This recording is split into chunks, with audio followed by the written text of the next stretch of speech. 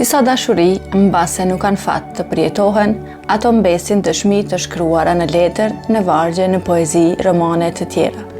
Një dashuri e tillë është edhe dashuria e poetit turk Sezai Karakoç. Poeti ishte vetëm 19 vjet kur shkroi poezinë Mona Rosa, kushtuar vajzës së zemrës.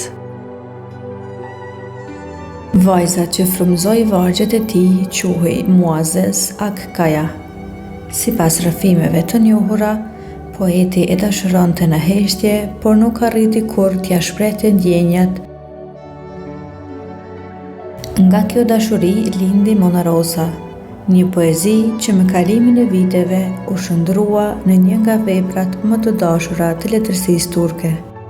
Poeti emrin e të dashurës së tij e vullosi në këtë poezi, duke filluar çdo strofë me shkronjat e emrit të saj. Prandaj, Mona Rosa nuk është një poezi e bashkimit, por një poezi e dorëheqjes, e dinjitetit dhe një dashurie të pashprehur.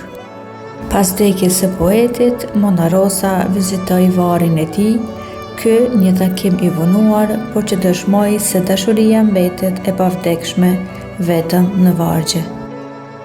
Mona Rosa, trëndafilat të zinj, trëndafilat të bardh, trëndafilat e gajves dhe shtrati i bardh.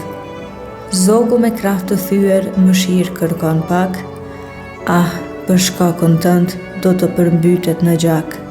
Mona Rosa, trëndafilat të bardh, trëndafilat të zinj.